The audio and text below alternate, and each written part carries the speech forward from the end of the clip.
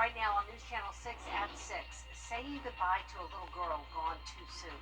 The funeral for 8-year-old shooting victim Arbery Anthony. We'll hear from family and friends still dealing with their loss. Also ahead, COVID-19 cases continue to keep hospital workers busy. How that's impacting local hospitals. A look at the latest on the Omicron surge coming up. And Augusta commissioners back. Good evening, everyone. I'm Jenny Montgomery. I'm Brad Means. Thanks for staying with us as coverage you can count on begins tonight with an emotional day as family members bid their final farewell to Arbery Anthony, that 8-year-old girl laid to rest today after she was shot to death 11 days ago. News Channel 6's Ashley Jones has the story.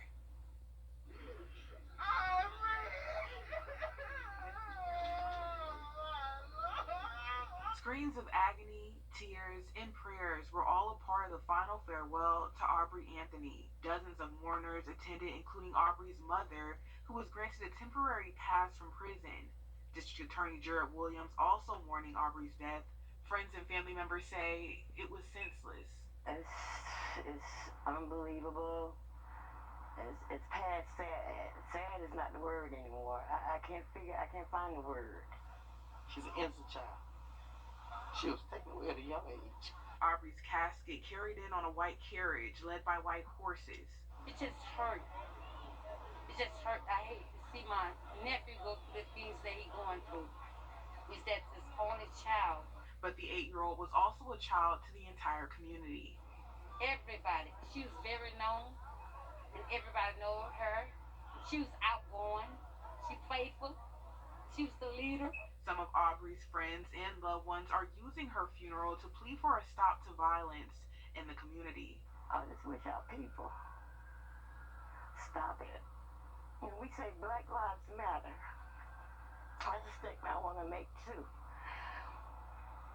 If we don't matter to each other, who else you gonna think don't matter to? Robertson says the gang violence in her community has gotten out of hand. Everybody want to be a gangbanger. Huh? You got to be a gangbanger in order to take someone's life. So you show them that you're big time, but you're a coward. You're totally a coward. The funeral director saying Arbery's funeral was the hardest in her 30-year career. We can just not make sense of this. There's nothing we can say to, make this make sense to anyone. In Augusta, I'm Ashley Jones, Wjbf, News Channel 6. Meanwhile, Augusta District Attorney Jared Williams is responding to questions about why one of the suspects in young Arbery's murder was not in jail after he was charged with murder in 2019. Well, Williams says the 2019 case against Antoine Redfield was difficult to prove because it involved a shootout and it could not be determined who shot first. He goes on to say it became clear that despite our efforts, the state could not prove beyond a reasonable doubt that Redfield shot for any reason other than to save his own life or his friend's life. The probable cause standard required for arrest warrants is much lower than the standard the state is held to at trial. Williams says while no prosecutor wishes to let violent gang members back on the street, no ethical prosecutor can try a man for murder without the evidence to prove it. Redfield is in the Richmond County Jail.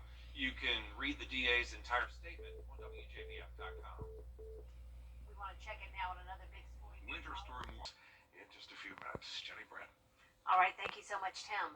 Lincoln County's Board of Elections is looking to make a major change to elections there. They're set to vote tonight on a proposal to close every polling place in the county except one. News Channel 6's Denise Jefferson is live from the Board of Elections headquarters where protesters are there right now. And Denise, this plan is controversial. That's right, Jenny. Some are even calling it a form of voter suppression.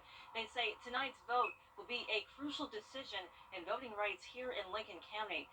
Some election officials say moving the county's 7 precincts to a single location will make voting easier and more accessible. They say it could also reduce the cost of running an election.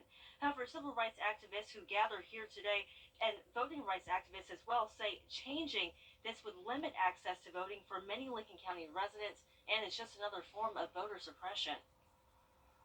Voting should always be accessible for every citizen in the United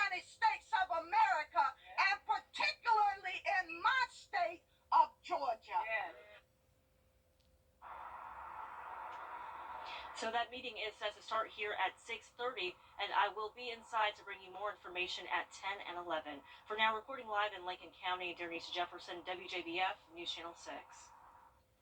The fight against the coronavirus continues tonight. Cases and hospitalizations are soaring across the Augusta area and throughout Georgia and South Carolina. Doctors say one of the main reasons for the spread is because this Omicron variant is so contagious.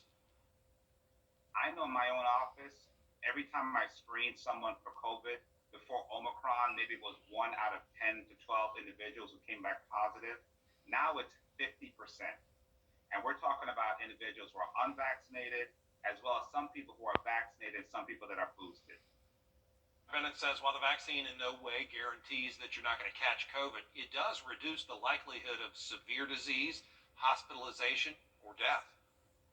After a close call with COVID, Augusta leaders